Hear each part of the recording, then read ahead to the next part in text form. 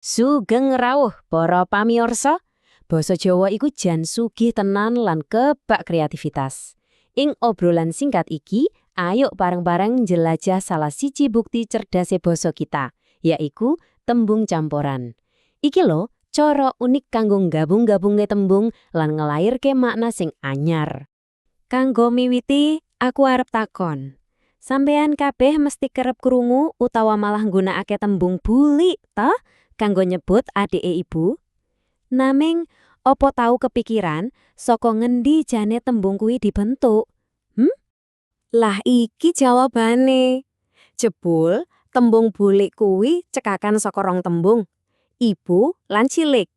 Maksude, ibu sing paling cilik utawa sing paling enom. Wah, cerdas banget ta? Nah, proses kaya ngene iki sing bakal jadi bahan obrolan kita dino iki. Oke, ben luwih gamblang, iki urut-urutane obrolan kita mengko. Kita bakal mulai saka dasare pengrakiting tembung, terus mlebu ning jenis-jenis campuran, nan pungkasan kita bakal njupuk saripatine. Siap nggih? Nggih. Ayo diwiwiti saka bagian pertama. Dadi, sadurunge kita mbedah tembung campuran, penting banget kanggo ngerti posisine ana ing endi ing jerone struktur basa Jawa sing luwih ampuh. Kabeh proses ngawe tembung iki disinaoni ing cabang ilmu basa sing diarani widya tembung. Utawa, yen ing linguistik modern ya jenenge morfologi. Iki ngelmu sing ngurusi carane tembung-tembung kuwi kawangun lan iso malih. Nah, ing widya tembung, tembung Jawa kuwi iso diperang adhedhasar wujute ana 4 jenis utama sing perlu kita ngerteni. 4 jenis kuwi yaiku tembung lingga utawa kata dasar, terus tembung andahan sing wis oleh imbuhan, tembung rangkep utawa kata ulang, lan iki sing dadi fokus utama kita, yaiku tembung campuran. Saiki, ayo mlebu ning intine. Kita mulai saka jenis campuran sing pertama, yaiku sing didelok saka wujude utawa carane tembung-tembung kuwi digabung dadi siji. Dadi, sing menarik kuwi carane tembung-tembung iki dirakit. Ana 2 cara utama. Kapisan, campuran wutuh sing gabungke tembung kanthi utuh ora ana sing dikurangi. Kapindho, campuran tugel. Nah, iki sing gabungke nganggo cara nyekak utawa nugel bagiane tembung. Coba digatekke tulodo campuran wutuh iki.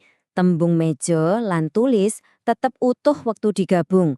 Maknane ya langsung ketebak, meja kanggo nulis. Semono uga lemari kaca utawa buku gambar. Simple, naning efektif banget toh?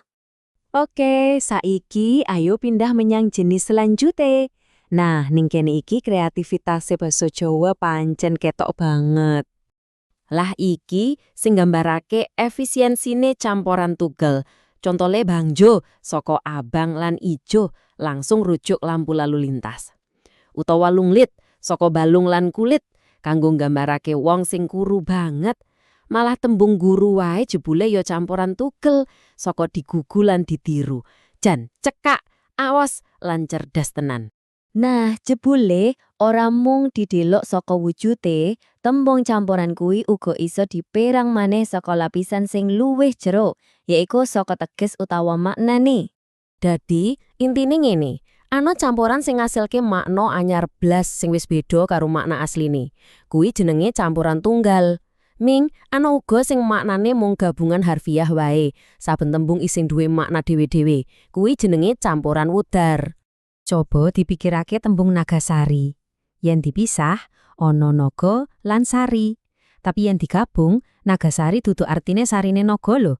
Nanging, dadi jeneng panganan tradisional sing enak kae.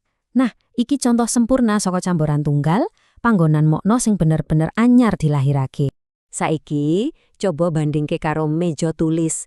Iki contoh sing cetha banget saka campuran wudar. Artine ya persis, meja kanggo tulis. Saben tembung isih nggawa teges asline. Ora ana makna anyar sing delik, gampang to? Yuk, saiki diringkes apa wae sing wis kita rembug lan direnungke maneh kenapa bab iki penting kanggo sapa wae sing nggunakake utawa sinau basa Jawa. Jadi, iki ringkesane. Tembung campuran kuwi nggabungke rong tembung utawa luwih. Miturut wujude ana wutuh lan tugel. Lan miturut tegese Ana tunggal sing gawe makna anyar lan wutor sing tegese tetep apa anane. Pungkasane, ngerteni tembung comboran kuwi dudu mung babagan tata basa. Ning, iki uga babagan ngapresiasi sifat basane dhewe sing kreatif, efisien, lan kadangkala ya ana guyonane barang. Kanggo nutup, aku duwe pitakonan kanggo sampean kabeh. Tembung camoran cerdas apa meneh sing sampean ngerteni saka obrolan saben dina? Coba dieling-eling maneh, mergo basa kuwi urip ing saupakenge kita. Matur nuwun.